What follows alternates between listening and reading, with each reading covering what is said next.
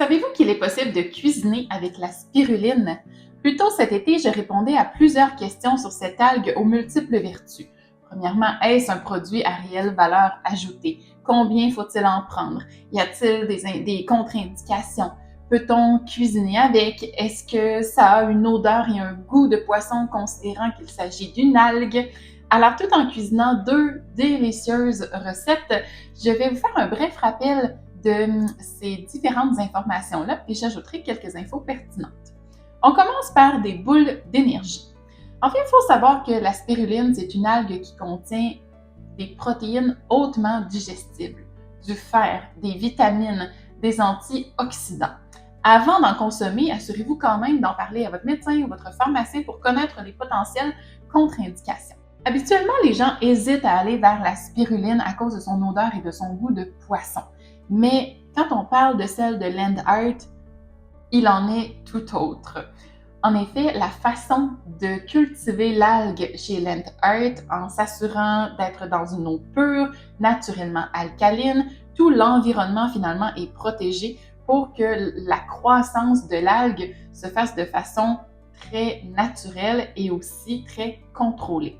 Ce qui fait que lorsqu'elle est arrivée à maturité, on la cueille et on l'emballe immédiatement pour éviter l'oxydation, ce qui permet justement de limiter beaucoup l'odeur et le goût du poisson.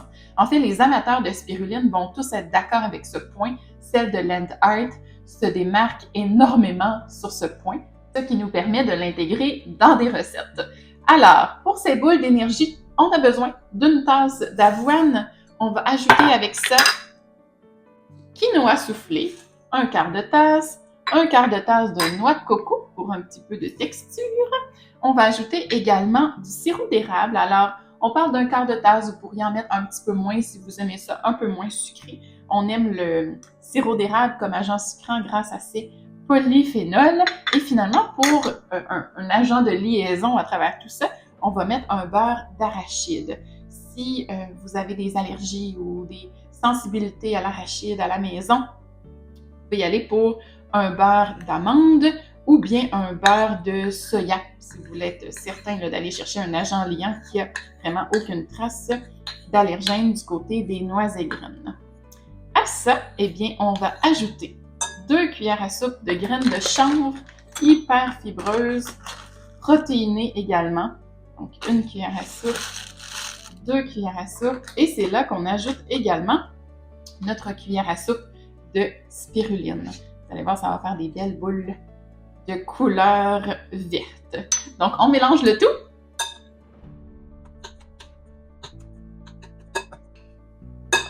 Que c'est plaisant de cuisiner des recettes colorées. C'est vraiment chouette. Alors, on prend le temps de se laver les mains et on confectionne nos boules d'énergie avec ça. Bon. Ici, c'est sûr que ça demande un petit peu de patience pour bien rouler nos boules, pour faire en sorte que ça colle bien. Alors, si vous êtes comme moi et manquez un peu de temps dans vos journées, moi, je vous propose simplement de prendre ce mélange-là, de le mettre dans le fond d'un Pyrex. Vous appuyez dessus avec une spatule là, pour être sûr que c'est bien ferme et vous mettez ça au frigo. Puis par la suite, après quelques heures au frigo, vous allez pouvoir sortir le tout, les couper en carrés. Puis au lieu de vous faire des boules d'énergie, eh bien, ça vous fera simplement des carrés d'énergie, beaucoup moins longs à préparer, mais c'est sûr que c'est peut-être un petit peu moins cute que les boules d'énergie en soi.